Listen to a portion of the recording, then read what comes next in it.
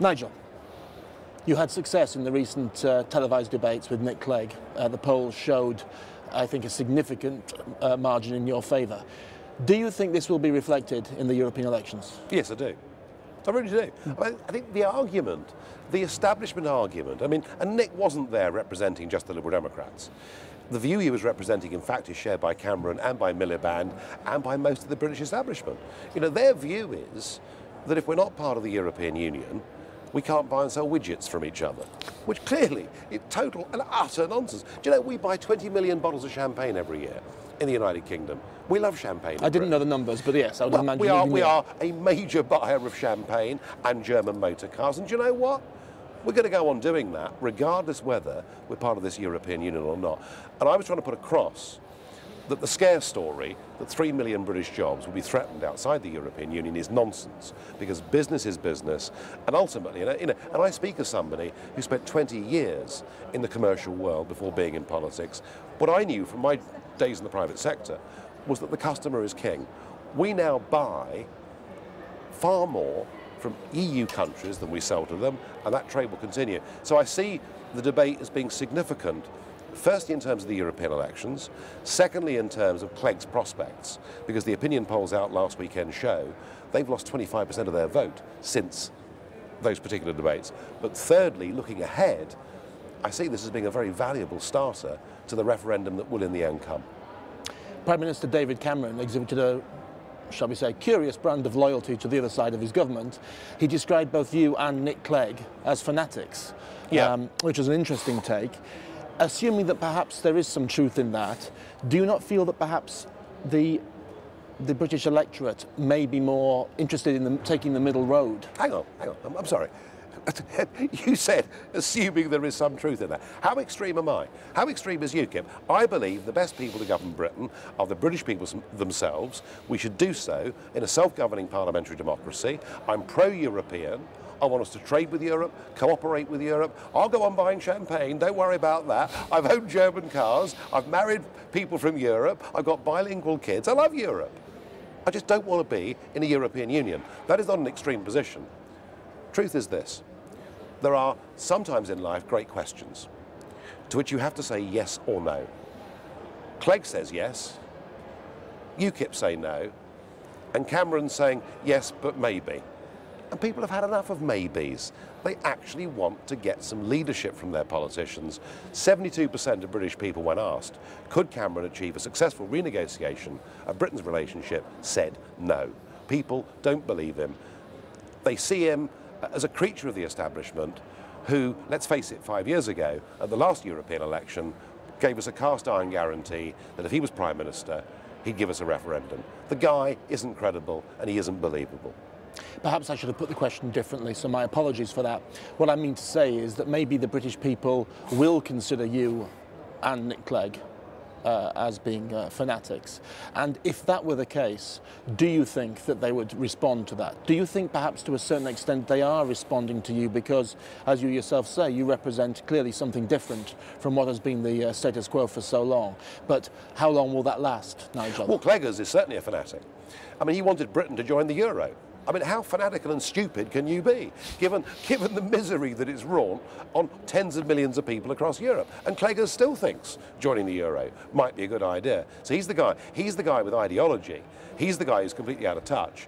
You know, it's funny, I mean, in the early years of UKIP, we made the big argument, the constitutional democratic argument, about governing our own country. And that reached a certain percentage of the electorate. What has changed is the penny has dropped. The number one issue in British politics is immigration. Okay, now, for years, particularly with the Labour government, every attempt was made to suppress any intelligent debate on immigration. Oh, if you discuss immigration, you must be extreme and racist and bad. We've gone way past that. You know, we've seen the British population increase by 4 million people over the course of the last 12 to 13 years. We're now seeing an increasing migratory wave coming from southern and eastern Europe, mostly coming from failing Eurozone economies like Spain and Italy and Portugal and Greece and countries like that. And the great British public realise that as a result of EU membership, we now have an open door to 485 million people. any one of those people can come live and work and settle in Britain. And 77% of British people in a recent opinion poll said they want that to stop. They want an immigration policy where we have control over quantity and control over the quality of who comes to our country. And that, I think, above all, is why UKIP is doing as well in the opinion polls as it is, that this vital issue, this question of immigration, this #1 concern of the British electorate, is now linked inextricably with membership of the European Union. But immigration is certainly a populist issue at the moment, isn't it, Nigel? It's a populist subject. And I feel that that ties in, perhaps, with the perceived rise, rather, of the right wing across Europe. Now, you have maintained that your party is not right wing. Would you care to explain that, given your stance? We are a classical liberal party. You know, we're the only party that has vehemently opposed the European arrest warrant on the basis that it gets rid of our rights of habeas corpus, the presumption of innocence before guilt. You know, we have been that party. We've opposed the big state. You know, we are a classical liberal party. The only way in which UKIP could be said to be right-wing is that we support free market economics, and we believe that the free market, albeit not unfettered, but the free market delivers a better result for more people than state control and state enterprise. We believe in democracy, we believe in liberty, you know, and we represent, some may say, old-fashioned values in British politics, but I'm not going to apologise for that, because good values last down the centuries. And it's this current generation and the one before of career British politicians who've surrendered that to all of this. Look around you. These glass and steel structures that no one's ever voted for. I mean, all my mum and dad ever did was vote for a common market, not for a political union. They didn't vote for a flag or an anthem or, God help us, Herman Van Rompuy. You cite liberal, you cite libertarian. I know that these are key mantra in your party's representation. Are you not concerned as well that these terms are also being used to describe parties such as the Tea Party or, even worse, ultra-right-wing groups? Don't they call themselves libertarian? I don't think that you can compare the politics of Britain with the politics of the USA. You know, we don't do God or guns in UKIP, and I just don't think you can compare us to the Tea. The Tea Party are a pressure group within the Republican Party, looking for a Republican Party to change direction. We are an anti-establishment political party, looking for a total change of national direction. Now look, let's be frank about this. We're a few weeks away, we're 5 weeks away from a European election, and when I come back here in July, there will be, for the first time in the history of the European Union, a neo-Nazi party in this parliament. I don't say that as a pejorative term. They are a self-declared neo-Nazi party in Greece, and they're going to get some people elected to this parliament. And the point is this, that if you impose the idea of a new nationality, that of an EU citizen, upon people who've never given consent to it, far from that being a project that will bring peace and harmony, it will actually breed the very extremisms and nationalisms that the project sought to strike down in the first place. So I'm not surprised there's a growth in the far right across Europe, and equally I'm not surprised that on the far left there'll be communists that come back here, particularly from the Mediterranean, who want an end to the euro. So Euroscepticism now represents all shades of political opinion. It's the reverse side of the coin of Eurofederalism, because the supporters of this project have included communists and Oswald Mosley and goodness knows who else. But the important thing for us is that we as UKIP represent the middle ground between those political extremes. We just want a Europe that cooperates, trades together, are friends together, but we don't need a political union to do that. How far do you think you can go with the presence of, and I believe this was your own term, the fruitcake element of your own party? Well, I know you've made strides to probably remove this. I know you've done your best, and I think you see it as part of the non-political correctness, free thinking. Does it actually do your party any good to have fruitcakes? The biggest dilemma I face as leader of UKIP is that on the one hand, I want it to be a party of free speech. I don't want to be constrained by political correctness. I want fresh thinking and new ideas on all sorts of subjects. You know, let's put things on the table and talk about them. But on the other, you know, I've got to create an electoral machine that is going, not just in these European elections, but running into a general election, achieve major, historic major success in British politics. Balancing the two of those is a very difficult thing to do. If you put me up against a wall, and say, which side of this line do you jump? Do you become Blairite, where you control what everyone says or thinks, or do you stick to the libertarian view? I would always go for the libertarian view. That brings some politics with the press, and I accept that. It's not always easy, but we are a party that's changing debate, not just on Europe or immigration. We've got a whole new debate going in Britain about wind energy, where the entire establishment supported it, and we pointed out how much it costs and how little it actually produces. We've in many ways changed the debate on education.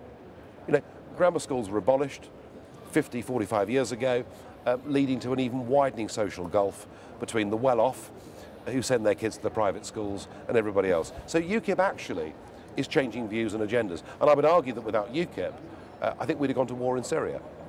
And I'm very pleased that our opposition to that stopped it. I would accept that you're obviously becoming far more articulate on a range of policy issues, but given that you were set up, and I'm sure you'll concede this, as a single idea party initially, you know, the UK out of the EU, do you feel that your growing voice on a number of issues is attracting more people, or will they be asking tougher questions than I'm doing? I think political parties always start with one main aim. Now, the Labour Party just over 100 years ago started because they felt the working man, as it then was, of course, you know, didn't have representation. Indeed, the Conservative Party was there for the landowners and the business classes, and UKIP was set up for those people that believe we made a terrible mistake and we should get back our sovereignty and our rights of self-determination. Parties evolve and parties change over time, and I think whilst UKIP has never lost sight of its central goal, namely that we, and indeed now I'd say the rest of Europe, should be free independent countries, we have changed in the sense that we're now not just objecting to something. We're not just saying no to Europe. We're not just saying how awful everything is here. We're talking about how life would be better once we had the ability back in Westminster to make decisions over employment, regulation, energy policy, and all the rest of it. So I think there is a much more positive, broader UKIP that is now contributing to a whole range of debates in British politics, and you know, I'm rather proud of that. Ahead of two very important elections then, this year and next year, does that therefore mean that you'll have a bigger manifesto than the one that's in front of me here, so to speak? I mean, well, what UKIP stands for, fair enough. Well, I assume you're going to have to expand your ideas. Of course we are, and we've made mistakes in the past on manifestos. And you dismissed the last one as drivel. Well, you know, some wise man, you know, produced 486 pages of policy waffle, put it on a website and called it a manifesto. I mean, I don't think our voters want to read War and Peace before deciding whether they're going to vote UKIP or not. So somewhere between what you've got in front of you and what we did last time is what we've got to produce. It is incumbent upon us over the course of the summer and the autumn to lay out a proper plan for how an independent Britain could and should be run. And that, you know, of course, that presents huge challenges, but we're going to do it. To end as I began then, what do you think is the likelihood that your likely success in the European elections, which it seems to be pointing that way, is going to be a protest vote, and this will not be reflected in the UK elections next year? How well do you think you'll do? Do you know something very interesting? Over 20% of UKIP voters are now non-voters. They're people who haven't voted for 20 years or have never voted in their lives, or indeed some of them are first-time voters as well. By very definition, if non-voters are coming out to vote for UKIP, it can't be a protest vote. It's actually a positive re-engagement with a different kind of politics. Yes, of course, UKIP voters reject 3 social democrat parties in Britain who look the same, sound the same, go to the same schools, same colleges, have more or less the same views. There is an element of that going on, but I think you'll find that most people that vote UKIP are not doing so to stick 2 fingers up to the world. Recent poll showed 61% of UKIP voters vote UKIP, want to vote UKIP in every form of election, and they do it because they believe in our policies.